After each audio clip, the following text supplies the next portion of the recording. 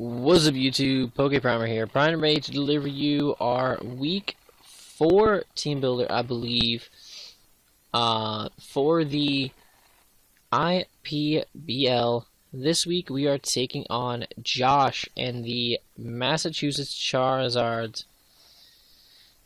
His team's kind of scary, but I feel like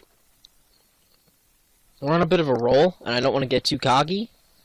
He currently is 1-2, I believe, but we can't underestimate anyone. I mean, we went into our match against Juwan, and he was 0-2, and he gave us a little bit of a. He was definitely a threatening opponent. So it's never something to count out someone before the match even happens. You know what I mean? But it's gonna be a tough match for sure. Josh is a good battler. He hasn't been on his game lately, and he hasn't been as lucky as he could be. So hopefully, it's gonna be. Yeah, I think it's still gonna be a fantastic match, and yeah, I'm really looking forward to it. So without further ado, let's get into this. His team consists of Dragonite, Excadrill, Megatitar for his OU picks, Mamoswine, Milotic, and Florges for his UU picks, Electros, Delphox, and Trevenant for his RU picks, and Lanoon, Skuntank, and Hariyama for his NU picks. So, right off the bat, a couple things. First of all, he has Lanoon. Literally, there's so many different ways I can counter Lanoon. I'm not worried about it. It's not like it's like this overwhelming force that I can't beat. It really isn't. It's just there, but it's something that I can't totally ignore. Like, if he brings Belly Drum Lanoon, it could be a threat, maybe. I don't really know why he has him on his team. I don't think he's used it once, and I don't think he will use it at all. Another thing is, if he feels like bringing the Sand offense core of Megatitar and Excadrill, I guarantee you Dragonite will not come. Because that immediately breaks Dragonite's multiscale, and that immediately makes it 1,000 times easier to handle. And makes the Dragonite not a threat at all. So, I really don't think he would do that. That would be an entirely massive waste of Dragonite. Although he has played really weird with his Dragonite in the past, I just don't see it happening. But of course, I am prepped for it, as I should be. Mamoswine is a huge threat, as always. Mamoswine's a monster. As for his walls, Milotic, Florges, Electros, Trevenant, all really fat mons that are going to be a huge pain in the ass for us to take down. But I think we have the right squad to do so, and that squad is being led as per usual, it seems. Because it seems like we brought Sneasel almost every week, so we didn't bring it against Jen. Because Mega Metagross has Bullet Punch, and Sneasel dies to Bullet Punch. Sneasel dies to just about anything, actually, because it's so frail. But still, we have Catching Claws, the Sneasel here, rocking the Life Orb with the Pickpocket. Just in case, you know, maybe we catch a knockoff and we're like, hey, I want that item, and we just smack them back and steal that shit. We are running just enough speed with the Jolly Nature to outspeed a max speed timid Delphox. If he Scarf Delphox, obviously it's going to outspeed us anyway. And I didn't really feel like running this thing Scarfed would be beneficial. I want to be able to switch up my moves. Say, you know, go for a knockoff if something wants to try to switch in. And then I can... stupid freaking computer. And, you know, if I can go for a knockoff and then potentially be able to switch my move up to handle whatever my opponent... Oh my god, stop with the updates. To, adapt to whatever my opponent wants to bring in. Say, you know, I go for a knock, I scare out something like the, I don't know, if it's not Scarfed, I scare out the Delphox, I could scare out the Trevenant. Whatever he goes out into, I'll hit it with a knockoff, and then adapt to it. If it ends up being the T-Tar that switches in on the knockoff, I can go immediately for the low kick, and guarantee that I KO the T-Tar. If it's something else that threatens me, say maybe the Excadrill. If the Excadrill is in the sand, I need to get out of there. If He goes into something like Florges or Milotic. I gotta get out of there ASAP, because Catching Claws can't really handle them. But Ice Shard, Icicle Crash, just for solid Ice Stab, does decently well against his team. He does have a Dragonite, which is 4 times weak to Ice, and that's kind of a necessity to bring Ice coverage. When you're facing something 4 times weak to Ice, it's pretty much necessary. So that just kind of goes without saying. Plus, Ice Shard gives us that little bit of priority, so that late game, if we have to, we can come in and pick something off. Or if the not so much of the Dragonite because it can E-speed us, but if his mons start getting worn down, we can pick things off with Ice Shard. It should be really nice. We have the knockoff, get rid of the items, and then low kick is specifically for the Mega T-Tar. Mega T-Tar can no longer switch in to Sneasel. Neither can Mamoswine or Excadrill outside of Sand, because they'll catch a knockoff or something and then catch a low kick right thereafter, and that is essentially just going to kill all 3 of which, because they're all very heavy. Well, 2 of them are heavy Pokemon, but Excadrill isn't very bulky, so I'll have to run the calcs on that a little bit later, but I do believe a knockoff low kick combination should be able to KO the Excadrill, depending on his spread. Sneasel's just going to put in a lot of work this week. It's just going to be hitting things as hard as possible and trying to keep the items off of Josh's team. So that'll be great. Next up we have Zapped, the Zapdos, rocking the Leftovers. A little bit of a bulkier offensive set, rocking 248 HP, 160 speed with a Timid Nature, and 100 in special attack. I wanted the HP investment so that we could live some hits from things. We needed with max HP, we guaranteed live a Rock Slide from an Excadrill.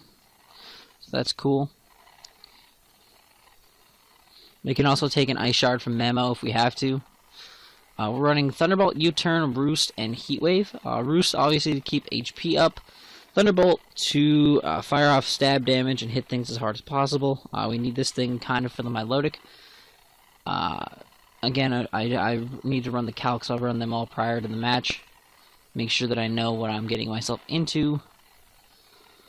But Thunderbolt is our way of hurting the Milotic, because Milotic is scary. And then we also have the Heat Wave. It'll kind of hit the Mamoswine. It'll kind of hit the it'll hit the Excadrill really hard. It'll hit the Trevenant really hard. The reason we have U-Turn over Volt Switch is because if I feel the need, or if I feel the switch coming, I can still click U-Turn safely, because he does have 2 very good and threatening ground types that he could easily try to switch in on my Volt Switches. So by having U-Turn, it allows me to get out of the match either way and respond to those ground types appropriately, depending on which one comes in at which time, and what the best way is to respond to that mon. So that's the plan with Zapdos. Very, very interesting set, but I think it'll work. So that's cool. Next up we have Play With Me, our Mega Banette. Mega Banette is getting somewhere in this league. It's going to do some things. I'm excited. This week we're actually bringing an offensive Mega Banette set. Kind of bulky offensive. 176 HP. Max attack with an Adamant Nature. And 76 into speed. That 76 into speed allows us to outspeed the Skuntank. Min speed Skuntank. Because why not? I see no reason not to. That way we can we would prioritize it with stuff. We can hit it decently. Well, we can't really touch the Skuntank. I don't know why I'm outspeeding the Skuntank, but I want to outspeed Skuntank. I just do. Leave me be. If I feel like this thing will probably die soon, I'll probably burn the Skuntank and then knock it off and get its item gone or something like that. That's if he brings the Skuntank. Which, if you're facing a Mega Banette, you bring a Skuntank, but that's just me. Maybe he'll just bring Trevenant and try to use that to deal with it, which is a terrible plan, but yeah, what can you do? We're running Knockoff, Gunk Shot, Will-O-Wisp, and Thunder Wave. Knockoff is, again, just to get rid of all of the items on the opponent's team. It will absolutely nuke Delphox and Trevenant. I didn't really want the Ghost Stab here because Knockoff just gives a whole lot more usage to my team. And having both Will-O-Wisp and Thunder Wave are useful as well. I'll get to that in a second. Gunk Shot is specifically for the Florges. If he brings a physically defensive set, he might think it can switch in 2 knockoffs from Mega Banette, and then I can just click Gunk Shot, because I do outspeed the Florges, and I will just nuke it with a Gunk Shot. Because an Adamant Max Attack Gunk Shot from a Mega Banette is going to absolutely destroy something. So that's great. We have the Will-O-Wisp, because there's so many physical attackers. Mega T-Tar, Excadrill, Dragonite, Mamoswine, potentially Electros, Trevenant, Lanoon. This is a way of dealing with Belly Drum Lanoon. If it wants to go for a Belly Drum, I can switch in on the Belly Drum and then burn it immediately, so that even if it wants to go for a Shadow Claw, it will not do nearly as much, because even though it'll be +6, it'll be burned, and that will just kind of cancel it out. So that's great. But I want to burn things. Obviously, I have to be careful, because if he brings the Hariyama, it could be Guts. And that could be his switch into this thing, because of that Guts predicting those Will-O-Wisps and or Thunder Waves, and could be potentially problematic if that were to go down. So I'm going to have to be very, very careful with how I handle the Hariyama.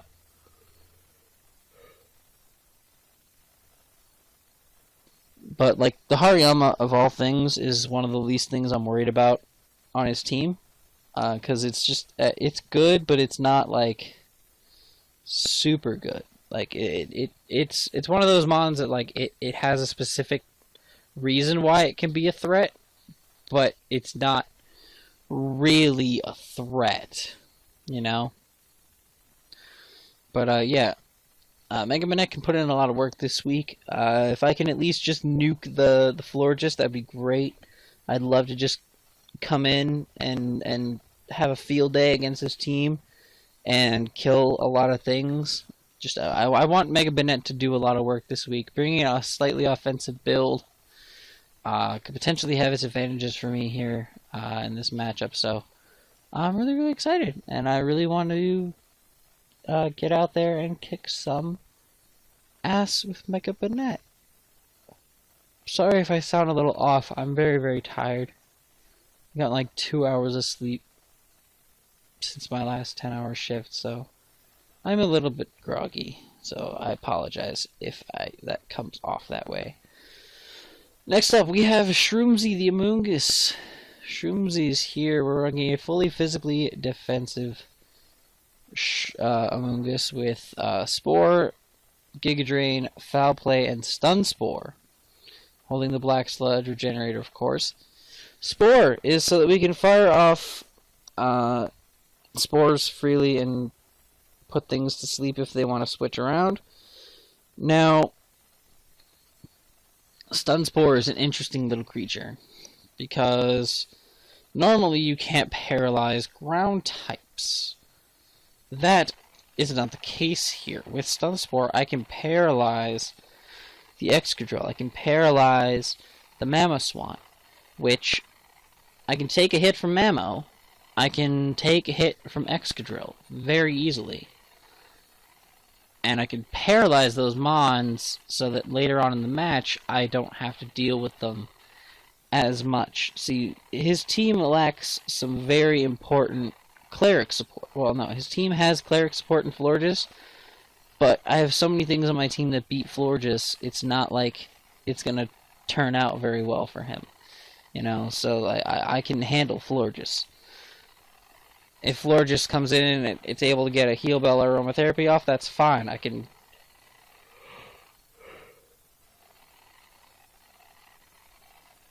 use that Heal Bell turn or use that Aromatherapy turn to get a mon like Mega Banette back in that can take care of Florges and wipe it out. So again, I'm not really worried about it. But yeah. So there's the floor just for you. Yeah. Amoonguss just puts in a lot of work. This thing essentially walls the hell out of Milotic. Milotic really can't do too much of anything to us, so we can pretty much sit in front of Milotic and put it to sleep, Giga Drain it down, and whittle it down. We've done it before in the UPL, where we were able to stall down a Milotic with our Amoonguss. So with us being able to do it before, I see no reason why we couldn't do it again. So that's really, really cool. So I really wanna get to doing that, and we'll see how it goes. Next up, we have Old Faithful, our Volcanion, rocking the Choice Specs modest set this week, running just enough speed, outspeed, his min speed, base 81 mons being the Milotic.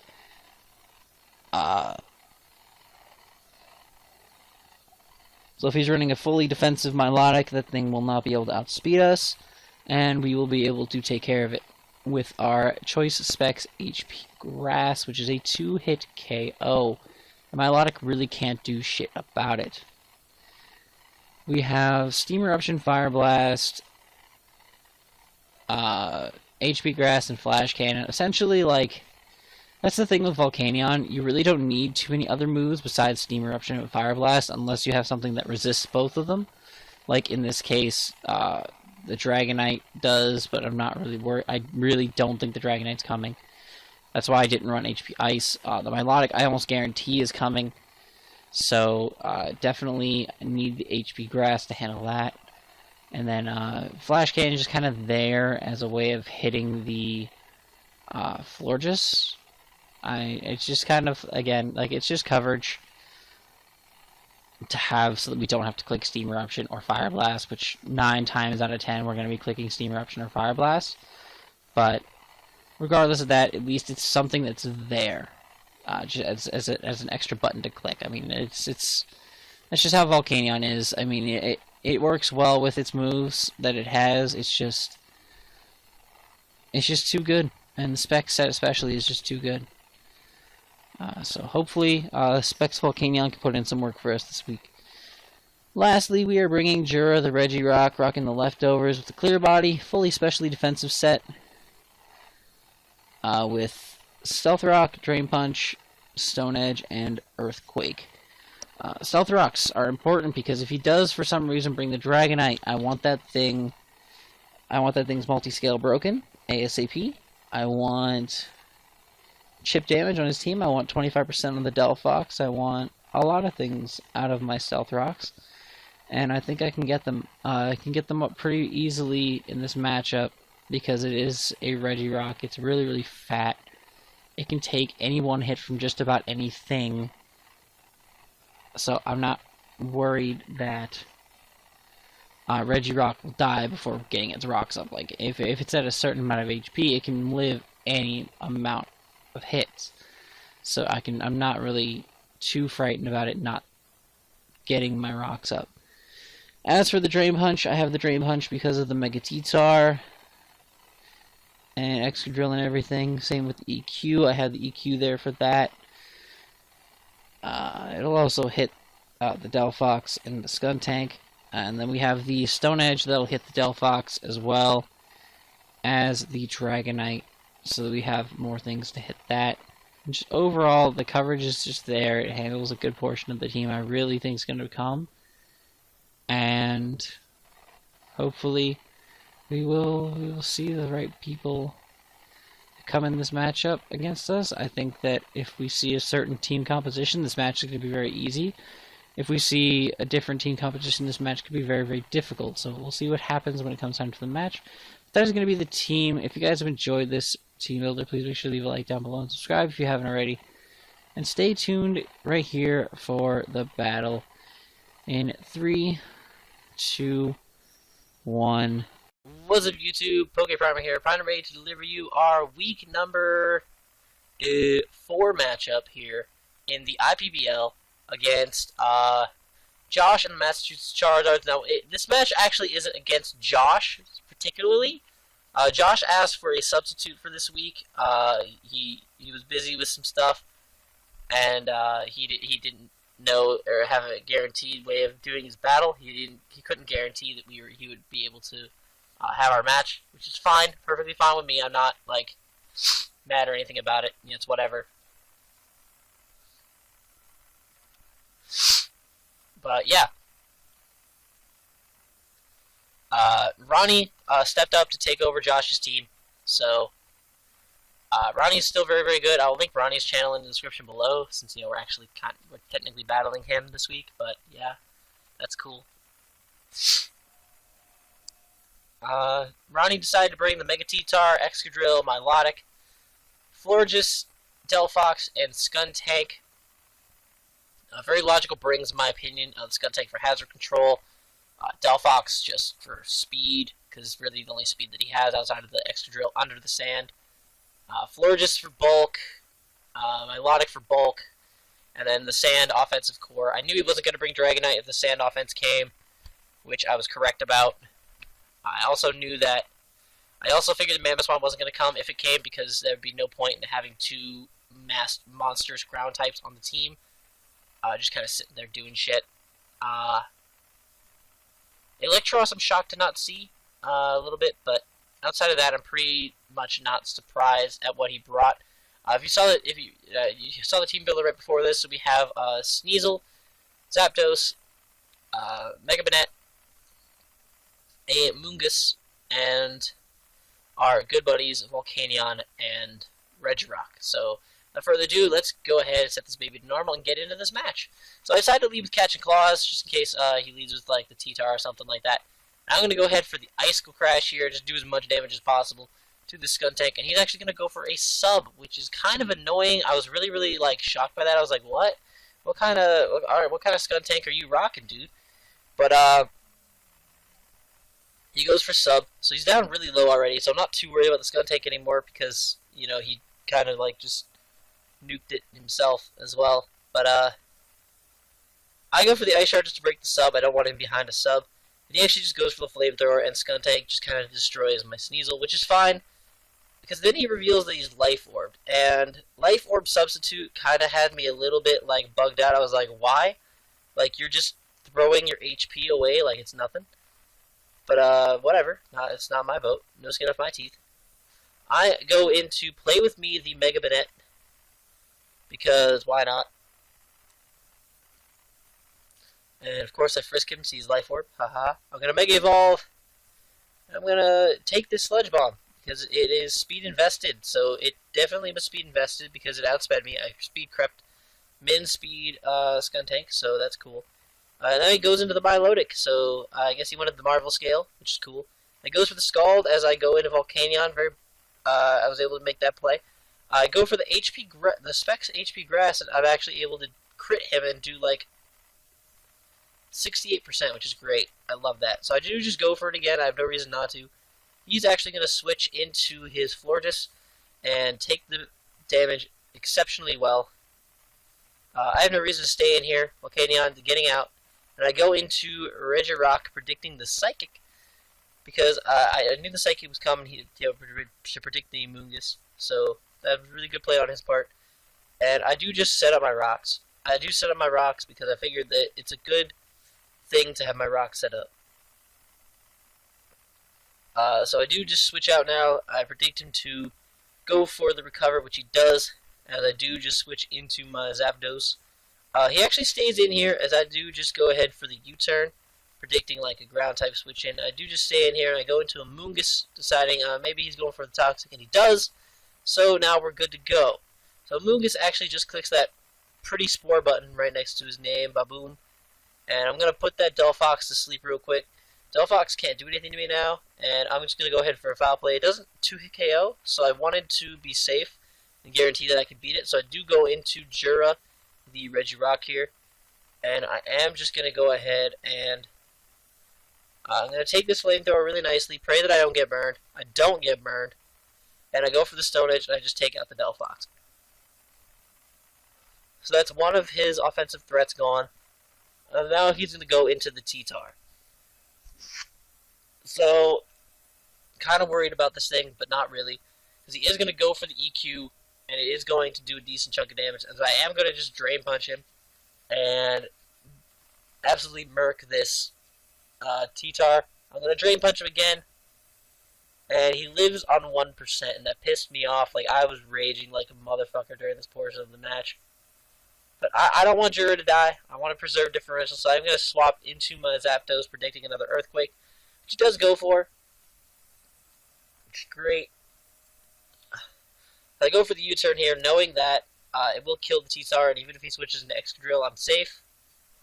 And I go back into Amoonguss because nothing on his team handles Amoonguss at this point, besides Florges. Like, Florges is the only thing, and I can still safely take a Psychic really easily and go for the Spore, because this thing just doesn't handle being asleep, so that's cool. Now, I switch Amoonguss out. I don't need Amoonguss sitting in here. It doesn't do anything else for me here.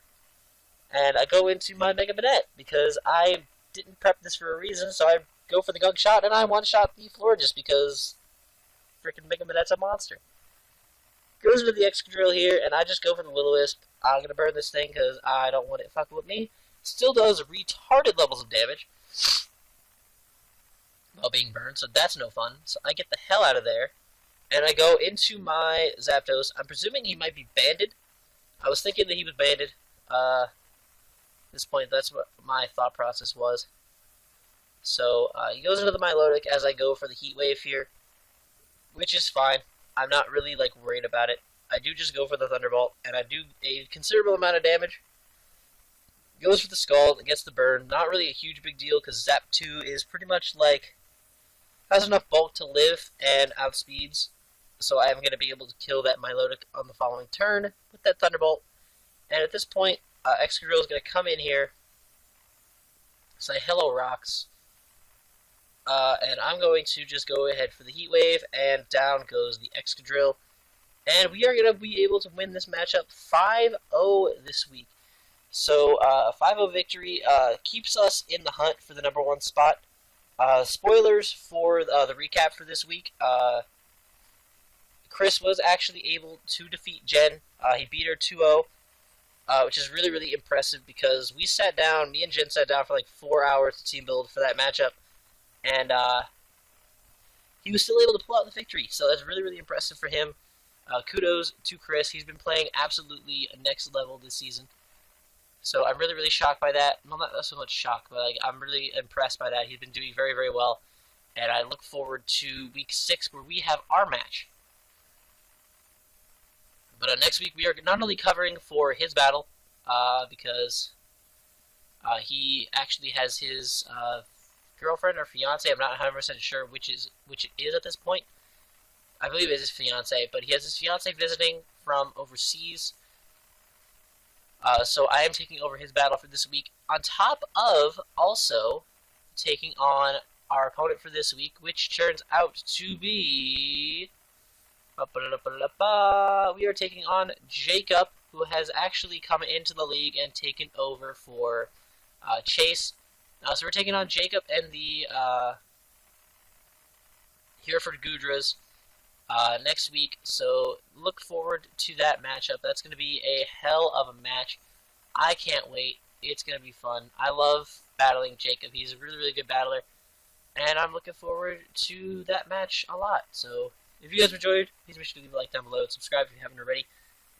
And until next time, guys, I am PokePrimer, and I am